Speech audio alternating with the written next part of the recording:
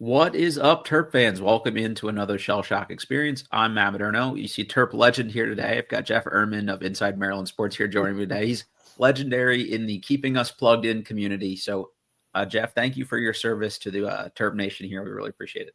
Well, it beats getting a real job, Matt. You know, no, I appreciate the kind words. Been a lot of fun, and this year maybe more fun than usual. Hopefully that continues for the next 2 months. Just inside baseball here. Has this been good for readership now that they're doing well and looking good? Are people locked in a little bit more? It has been good. That this last year has been rough.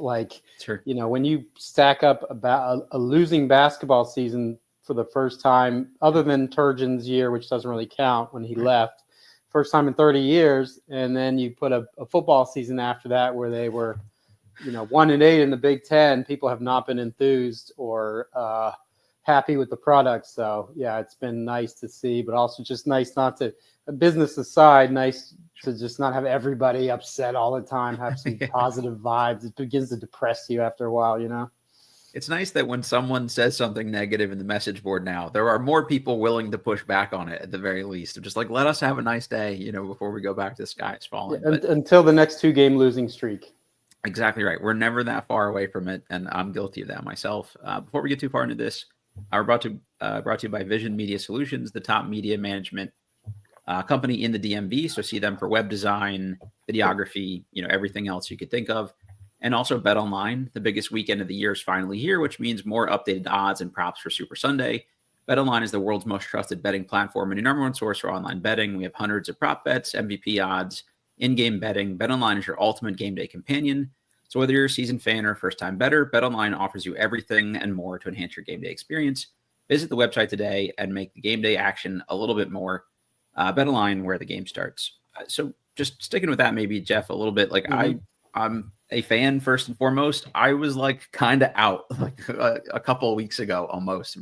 The Washington loss was so tough, and just you're sitting at 1-3, and this team couldn't get over the hump. And you could make whatever, if you want to be skeptical, you can say, well, Illinois was kind of down and with people out, and Indiana's kind of down overall, but you still have to win those games, and they have not won those games as of late. And so the luck had to kind of tip in their favor at some point here to catch a couple breaks. But this seems to have totally changed their season. And now we're talking, is a 5 seed too low, essentially, as opposed to are they going to break, make it into the tournament here? Where's the right level for this team? How should we be feeling about them? Yeah, that's a tough one. I mean, everybody can see the potential, right? Even when they were, around 500 in the Big Ten, you still had guys writing about how they're, one of the best unranked teams and all this kind of stuff, even when they were struggling. The road thing obviously has been a bugaboo for a while for Willard, going back to his first year at Maryland, but you get those two on the road and then you come back and beat Wisconsin. I mean, there's not many teams right now that are hotter in the Big Ten or in the country as them, with 2 top 20 wins during that span. So now I think, as we discussed a little bit before we started, the question is, can you keep that up? Is that just a little sugar rush? Did Damon Evans light a fire under you with his public comments about, thinly veiled reference to Willard complaining about the schedule and things like that?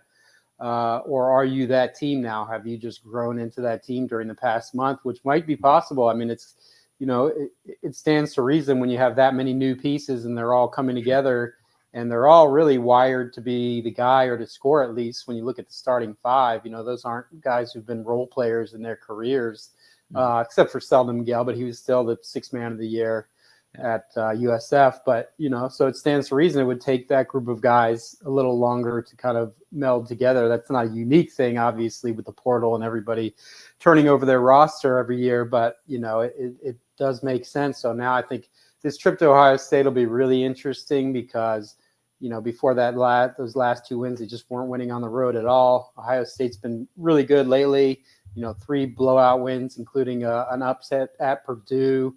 And excuse me, and they have plenty of motivation from that beatdown that Maryland gave them in College Park earlier this season. I was going to ask you, do you think it's been a specific thing that's been the catalyst for this? One of the things I just keep wondering about is, you talk about all those new pieces having to gel, but it's hard to do that when you don't have kind of that trial by fire. And they really showed up largely untested in the Big Ten play, got punched in the mouth a few times and couldn't get over the hump. Whereas like maybe if you do have a little tougher, non-conference, you get a few of those licks in early, and then you're a little more, battle tested by the time you get to Big Ten play. Do you think that did them a disservice at all? 1,000,000%. You look at the non-conference. I haven't bothered to look at it in the past week or so, but as of a week and a half or so, it was still ranked literally dead last in difficulty of schedule non-conference. I think I saw 347 yesterday when I looked somewhere in that ballpark. It's tough. Right down there at the bottom, the whole time. So clearly, I think when he scheduled these games, maybe Kevin Willard didn't realize how good his team would be this year. Sure. I don't know how many of them were scheduled before you got this guy or that guy, but maybe he underestimated that. I would guess that he would probably change it a little bit looking back. I mean, it hasn't hurt them with the analytics, strangely enough. So, but I do agree, going into some of those close games that they had, when you're stepping up from playing the, Maryland Eastern Shore and these schools of the world, it's going to take longer to step up. And then I also think, Julian Reese has been a huge part of what's happened lately. I mean, he is, there's a lot of times when you see guys who are seniors, who are really good players, have had a lot of good games in their career. And you see as it gets toward the end, all of a sudden the desperation, the urgency starts to show up and the focus. I remember that happened with Jake Lehman. He was kind of passive for a lot of his career. And then in the final few months of his senior year, he was like the scrappiest guy on the team. So, not the exact same with Julian. He's been pretty scrappy throughout, but just the focus, the free throws, the improvement there has been amazing. And so, he's taking on that role of a leader that they really didn't have. He seems like he's the loudest guy on the court for them. Like I've been fairly close for these last couple games, and it sounds like he's the one you're hearing the most, kind of anchoring the defense. And we saw like the viral clip of him kind of giving a little tough love to Derek Queen a couple weeks ago. I saw some national pundits that were kind of crushing him for that. I think that's exactly what this team, needed him to do. And Jacoby doesn't strike me as sort of like the most like in your face kind of guy. So if that's not going to come from Reese as sort of the longest tenured, veteran Terp here, I don't know where else it was going to come from. Yeah, you're not going to get it anywhere. Really, Gillespie, as you said, he's a very quiet guy, doesn't have a lot to say. He's, at least at this point, not that guy. Queen is a freshman, so and a kind of a goofy personality at that, so he's not going to be the guy. So, yeah, I mean, he basically had to take the reins. We'll see if he can continue with it. A lot of it is just leadership by example, just with how hard he's playing, how well he's playing. But I saw that, too. I saw John Beeline on BTN question that, and he has forgotten more in the past 10 hours than I've ever known about basketball, but maybe he's not quite as familiar with the chemistry and the lack of like an alpha dog there at Maryland that they have, and I think that's something they needed.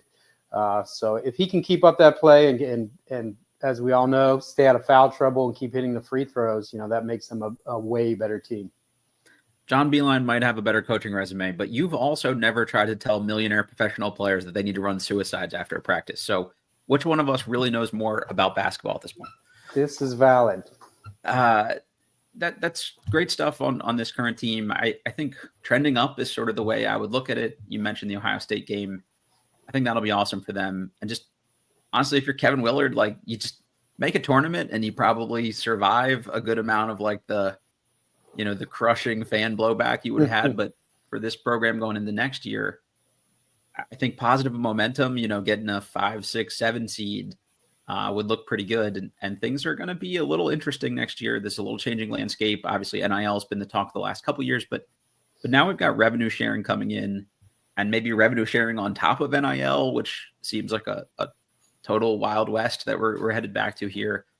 You've covered it like perfectly on the site. I think for anybody who isn't following that, they should go back and find previous articles about it. But just quickly, if you could talk a little bit about what that revenue sharing landscape will look like for them, and do they still expect to also have to be a factor, in the NIL space too? Yeah. So as most people know, obviously, because of the House settlement, these schools are going to have essentially a salary cap of $20.5 million, $20.5 million next year for all sports combined. Mm-hmm. So I think at Maryland, what I would expect is them to get roughly $4 million of that. which might sound crazy because it's, the most popular, well-known. It's what, Maryland athletics is known for the most part. Football is just so much more expensive, though. You have so many more players, 6 or 7 times as many guys. So you have so many more players to pay, or else you're just going to end up with a really bad roster. So, which is a turnoff for a lot of fans. And I totally understand. It is the professionalization, and it's not even structured professionalization. It's just anarchy, basically. It does take some of the charm away from the sport, but long story short, I think Maryland will have around $4 million from the school, but then you're still going to have some NIL deals. You can still do NIL deals. Supposedly they're going to be regulated and reviewed, which is just one of the most insane kind of undertakings I think I've ever heard of. You can go just sit in a file folder somewhere at NCAA headquarters, maybe. Yeah, I mean, it's for any deal over $600. So if you're talking about any deal over $5,000, $10,000, maybe it's doable, but any deal over $600, I don't see how they're going to keep up with that. Not only keep up in terms of the workload, but also, market value is not an ironclad formula, so you're gonna tell a kid that this is too much, and then they sue you, and you're gonna back down immediately because they've been losing. The athletes have been winning almost every case for a while now. So I don't know how that's going to work, but there will be additional NIL deals. Maybe you have Under Armour sponsoring guys as endorsers or whatever else. So that part is going to be interesting. With the salary cap, you have it pretty clear cut what you have, but there's still a lot of gray in terms of NIL deals. Do you think that $4 million is, I don't know, consistent Low? with what other programs are going to do? No. Well, it depends on programs. I think it's low for sure. Okay. If you want to become elite, or give yourself the best chance of having an elite season, at least, I think a lot of these schools, Maryland really hit the Powerball when it got to move to the Big Ten because of its market and everything. Sure. But when you compare to a lot of these basketball schools, at least some of them where football isn't as big of a thing, the Kansas or the schools that don't have big time football, Villanova, they're obviously not good at the moment. They have a ton of money. Marquette, those schools will have way more to put into it just because they don't have to worry about football and football revenue sharing. Right. And then even in the Big Ten, I mean, I keep hearing Ohio State's going to have, they'll have that 20 million everybody else has, but then they'll have another 30 million in NIL that's somehow going to get to the players. That's for the whole program, not just basketball. But sure. I think, it's not enough. You need to probably, you look at a guy like Derek Queen, I don't think he'll come back. If he did come back, it's half your budget right there, though. Yeah, right. That's 1.5 minimum, I would say. A guy like Jacoby Gillespie's probably worth $1 million now, maybe, likely more than that, I would say. So it's going to give me a lot to write about in the spring. Hopefully not too much of it, bad. That seems like a mess, and not only just from having to figure out the dollars perspective, but the workload associated with it. And we've already heard Kevin Willard say, especially last season, he had too much other stuff on his plate that distracted from just sort of coaching basketball. And I don't know if you saw this, but Hubert Davis at UNC had a big sort of press conference today talking about how, next year they were going to expand their staff and bring in general managers and, roll out more film guys and all this other kind of stuff to take those responsibilities off the coach's plate so that they could just go out and coach basketball and at least identify players, as a recruiting staff. Yeah. Do you think Maryland does something like that and brings in a GM to kind of handle some of that roster construction? I thought they would, but they hired a GM for the entire athletic department. Okay. G. Roy Simon, a former football star at Maryland, and then one of the best players in CFL history, has come back and taken over that role. But I just can't see one guy handling that. One guy's going to worry about this many players on a football roster and still have to make both sides happy. So I would still think that they will. I can't imagine how they wouldn't, but they haven't yet. And it's something, it's like it's a war of attrition now in college sports. You just got to keep loading up and loading up and loading up. It's kind of funny because, 10 years ago or 20 years ago before NIL, the arms race was facilities. And then, Maryland was way behind. They were the only Big Ten basketball program without a standalone practice, training kind of facility. And the minute that they decide to go ahead and finally get their nickels together and build that, No longer becomes, matters. it becomes almost worthless because of NIL. But that's just the way college sports have gone, and I'm sure they're going to look a lot different in a few years. Hopefully, though, with some more guardrails, where every player is not a free agent after every season. I mean, that's just ridiculous, and it's terrible for the sport. When you have that 20 million that has to go from into revenue sharing, that's coming from the athletic department budget, and that would have been something that goes to pay for things like GMs too. So it's going to be a really tricky thing for them to balance. But that's another thing. Other program like Indiana is going to have a GM. They're going to use that against you when they've got a full-time guy that is available to you 24/7 and things like that, and you don't. So I think that's going to be as long as they keep Mike Woodson around, it'll even out. Exactly. Yeah, you got to still win games on the court, and they don't seem particularly adept at that piece so far. I love getting our shots in Indiana. That fan base sucks. Good, man. I'm not too good for it. Occasionally, got to throw. Yeah, you need a few shots out there. How would you just kind of grade the overall state of the basketball program here?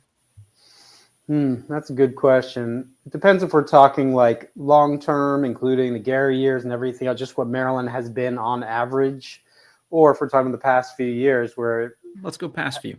Yeah, it hasn't really been that relevant the past few. You had that one really good regular season under Mark Turgeon that was, washed out by COVID. We'll never know what that team would have done in the tournament. But other than that, it's been fairly low profile. The high water marks during the past 20 years were that season that didn't have a tournament. And then Melo's freshman season. And I guess it would have been his junior year, 2015, 2016. You go to the Sweet 16 and then get blown out. And literally by Kansas, that's the best Maryland's done in the past 20 years. Before that, I think it was 2003 or 2005, Sweet 16. So compared to recent years, it's probably a B. I'd probably put it in the B range, just because, maybe B minus, just because of how awful last year was. To have a losing season just doesn't happen at Maryland. So now the question is, can you maintain this? Like, is Derek Queen, is that a one-hit, situation where you just got semi-lucky? I mean, they had to work hard, obviously, to sign him, but, local kid, Under Armour wanted to go to Maryland. Or are you actually going to start bringing in guys like him and Gillespie every year, and this is going to become the new norm? That's what all the fans want, obviously. But, I think as of a month and a half ago, my grade probably would have been a lot different. You had half the fan base yelling to fire Willard and done with them. He's won some of them back over, but you got to sustain it for the rest of this year. And then regardless of what happens with the portal and everything else, come back next year with another really good team and do it back to back, because Maryland just hasn't been able to do that consistently in recent years. Yeah, that 1 week stretch there probably got him an extra half a letter grade on where things are at, which is it's crazy how fast it can change. And another good week could, move even further up the Big Ten pecking order here. So one of the things we've been talking about here on the show so far with just the former players is just how they think this can kind of help reestablish their connection with the program. And that's something that I think I've noticed and I've heard from other fans sort of, at least in my sphere here, that there's not a whole lot of, hey, we're bringing this guy back and we're really promoting it in any sort of way. Like you saw Daryl Morcell and some guys like that at the Marquette game. And every once in a while they trickle in, but it's never in any like meaningful way. DeMonte Dodd talked on the show about how huge Juan Dixon and John Oslander were for them, that year that they made those runs. Just to have those former Terps kind of come back and share their knowledge and things like that. And I hate doing it as an old school Maryland fan here, but like the way Duke has built a the eras all kind of blend together sort of program. Maryland doesn't really have that. Like you have Gary guys, you have Turge guys, and now you've got Willard guys. So we're hopeful that this shell shock team is a way to sort of bring some of those guys back into the fold here a little bit. But you're as plugged in as anybody and kind of the pulse of the fan base here. Do you think that'll help at all from a fan perspective to kind of re-engage that nostalgia a bit? Oh, yeah. I think it'll definitely help, Matt, because Maryland, I mean, they haven't, like I said, I'm not trying to get anybody going to the doctor for antidepressant pills, but the past 20 years have been Not great. I mean, I'm not gonna. It hasn't been like a disaster or anything, but in terms of those high level, memorable moments, so they love the nostalgia. They love the guys from past years. Little like inside baseball behind. If I have something, if it's a slow period and I have something on some mid-level current news or something with a warm kind of sentiment attached to it, I'm going to go like that. So just from my side of the curtain. In terms of fan behavior, yeah, I think they'll definitely I think Willard, the first year he was having more guys back. I remember a bunch of guys coming back, probably like a honeymoon kind of thing. You got that early energy to win people over, and then once you're really getting into it, especially with NIL busy with now, everything else, yeah, and NIL wasn't as point. prevalent at that point either. So you're right. I haven't seen as many. Duke is blessed though, because Coach K was there. All those guys were under the same umbrella, same family tree, so to speak.